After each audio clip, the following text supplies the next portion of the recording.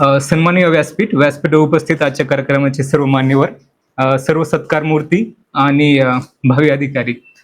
मी प्रदीप वसंत आंबरे, राहणार गणोरे, तालुका अकोले, जिल्हा अहिल्यानगर इथून आलेलो आहे. आणि जी काही राज्यसेवेमार्फत झालेली अन्न औषध प्रशासकीय परीक्षेतून माझी सहाय्यक आयुक्त अन्न या पदावर राज्यातून प्रथम क्रमांकाने निवड झालेली होती.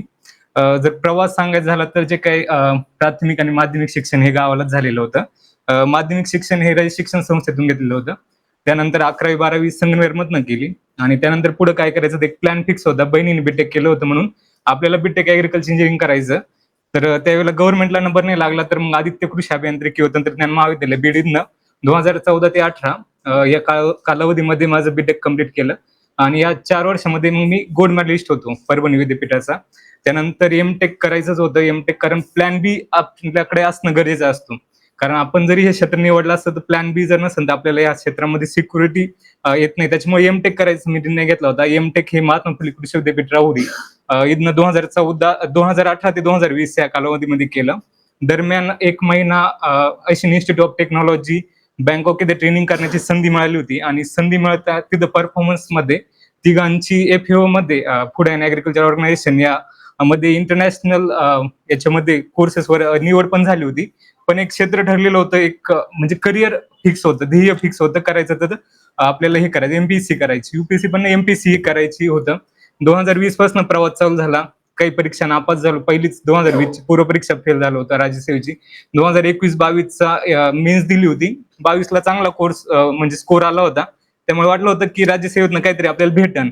पण त्यावेळेला 2 मार्कांनी इंटरव्ह्यू गेली आणि त्याच्यामुळं जो काही 2023 ची जी काही राज्यसेवा झाली होती त्याचा प्रिलिमचा स्कोर पण कमी आला. तर मग पुढं काय तर आलं होतं, तर ही परीक्षा आली होती फूड अँड ड्रग्स ऍडमिनिस्ट्रेशन मध्ये ऍग्रिकल्चर इंजिनिअरिंगला इलिजिबल नव्हतं, पण त्या दरम्यान इलिजिबल झालो आणि अभ्यास चालू केला. म्हणजे आणि हे सर्वजण आहे आता झाले किंवा आम्ही सर्वजण झालो. ही प्रोसेस खूप म्हणजे हे होती, जरा अभ्यास करायचं सगळं परीक्षा म्हणजे अभ्यासक्रम नवीन होता. आपण जे काय करतो सेल्फ डाऊटच होता, कारण नोट्स काढणं किंवा हे करणं. या पूर्ण प्रवासमध्ये एक मार्गदर्शक म्हणून मला जे काही लाभले ते म्हणजे चांगदेव गायकवाड सर. म्हणजे त्यांनी खूप म्हणजे एक ऍग्रिकॉस म्हणून एक हे असतं, म्हणजे एक जिव्हाळा असतो. त्यानुसार फक्त मी सरांना ते पण टेलिग्रामवरून मी सरांना कॉल केलेला की असं असं आहे, मी अशीच परीक्षा करतोय. सर म्हणे की अजिबात काळजी करायची नाही, मी पूर्ण मार्गदर्शन करेल. आणि आय थिंक 1,000 रुपये सरांनी फी ठेवली होती आणि ती पण मी सरांना दिली नव्हती, तरी सरांनी मला माझी एक टेस्ट 1 महिन्यापूर्वी टेस्ट जी काही सेक्शनल टेस्ट घेतल्या होत्या ती मला सरांनी चेक करून दिली. आणि सरांनी सांगितलं की अभ्यास चांगला आहे, क्लास 1 साठी किंवा मग हायर रँक साठी तू प्रयत्न करू शकतो. तिथून माझा जो कॉन्फिडन्स बिल्ड झाला सर, त्यानंतर मी 1 महिना पूर्ण म्हणजे प्लॅनिंगने अभ्यास केला. व्यवस्थित पेपर जे काय होते ते सोडवले. तुमचे जे काही मार्गदर्शन मला ह्या प्रवासमध्ये लागलेलं नक्कीच म्हणजे त्याचा मला फायदा झाला. आणि त्यानुसार माझी जी काही म्हणजे राज्यातून पहिला प्रथम क्रमांक मिळाला त्याचं बरंचसं श्रेय मी चांगदेव गायकवाड सरांना देतो. जे की म्हणजे एक अनोळखी ओळख होऊन पण सरांनी एकदम खूप चांगली मदत मला त्या प्रवासामध्ये केलेली. आणि आता सध्या मी पुणे येथे पोस्टिंगला आहेत.